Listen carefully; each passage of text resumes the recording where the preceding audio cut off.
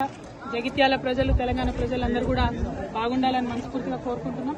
BRS హయాంలో ఎప్పుడైనా కూడా ఆధ్యాత్మికతకు ప్రాధాన్యతనిస్తూ అన్ని రకాల కార్యక్రమాలు చేసే ప్రయత్నం చేసినాం. అందులో భాగంగా మా బీఆర్ఎస్ పార్టీ ఎంపీ అయినటువంటి దామోదర్ రావు గారు 90 లక్షల రూపాయలు నవదుర్గ సేవా సమితికి విరాళంగా మన ఎంపీ లాడ్స్ నుంచి ఇవ్వడం జరిగింది.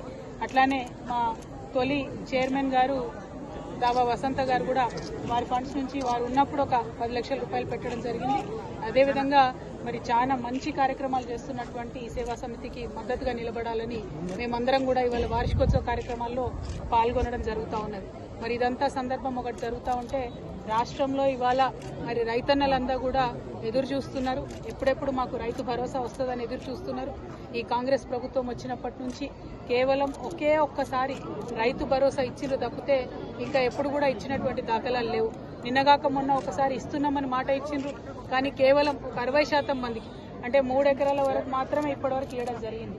మరి 3 ఎకరాల వాళ్ళకే ఇస్తారా, ఆ పైన ఇస్తారా, ఇయ్యరా, ఇస్తే ఎప్పుడు ఇస్తారు?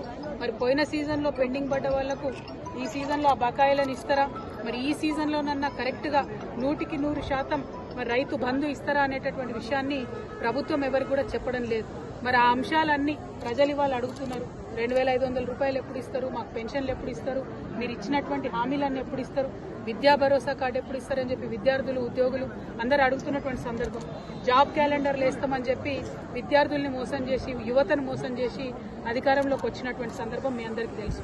మరి ఇవన్నీ అడుగుతుంటే కాంగ్రెస్ పార్టీ మీద ముఖ్యమంత్రి గారి మీద ఒత్తిడి పెరుగుతున్నటువంటి సందర్భంలో భరించలేక రోజొక కొత్త డ్రామా కాంగ్రెస్ పార్టీ చేస్తున్నారు.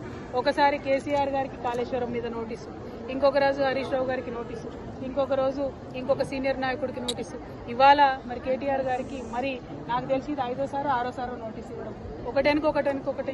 ఒకటి నోటీసులు ఇచ్చిన ప్రతిసారి ప్రతి ఒక్కరు ఏదో ఒకటి మాట్లాడి మొత్తానికి ప్రజా సమస్యల నుంచి దృష్టి మరల్చాలే, వాళ్ళు పబ్బం గడుపుకోవాలని చూస్తున్నటువంటి సందర్భాన్ని మనం గమనిస్తున్నాం. నేను ఈ వైఖరిని తీవ్రంగా ఖండిస్తా ఉన్నాను. మేము ఎప్పుడో చెప్పినాం, నోటీసులు ఇస్తే పోతాం, జవాబిస్తాం, మేమేం తప్పు చేసింది లేదని మా పార్టీ తరఫు నుండి మా నాయకులందరూ కూడా అన్ని సందర్భాల్లో కూడా చెప్పినటువంటి విషయం మీ అందరికీ తెలిసిందే. అయినప్పటికీ ఇవాళ తెలంగాణ భవన్కి తాళాలేసి మా కార్యకర్తలు ఎవరు బయటికి వెళ్లకుండా చేసినటువంటి సందర్భాన్ని మేము తీవ్రంగా ఖండిస్తున్నాం. మా కేటీఆర్ గారు మరి ఇవాళ విచారణకు హాజరైన ముందే చెప్పినటువంటి విషయమే, హాజరైతామని. అందులో పెద్ద విశేషం ఏం లేదు, హాజరైతాం, విచారణకు సహకరిస్తామని కూడా చెప్పినాం. ఇవాళ తను అక్కడ ఉండగా ఇవాళ భవన్లో మరి తాళం వేయడం అన్నది నిజంగా కూడా దుర్మార్గం. మేము ఎప్పుడైనా కూడా ప్రజల పక్షాన్ని నిలబడ్డం, ప్రజల కోసమే పనిచేసినాం. అది రాష్ట్ర సాధన కోసమైనా, రాష్ట్రం వచ్చినాక అభివృద్ధి కోసమైనా అనే విషయాన్ని మరొకసారి తెలంగాణ ప్రజలకు తెలియజేస్తూ ఈ ప్రభుత్వం ఈ యొక్క వైఖరిని మానుకోవాలి, డైవర్షన్ పాలిటిక్స్ మానుకోవాలని చెప్పి మేము డిమాండ్ చేస్తా ఉన్నాం. జై తెలంగాణ.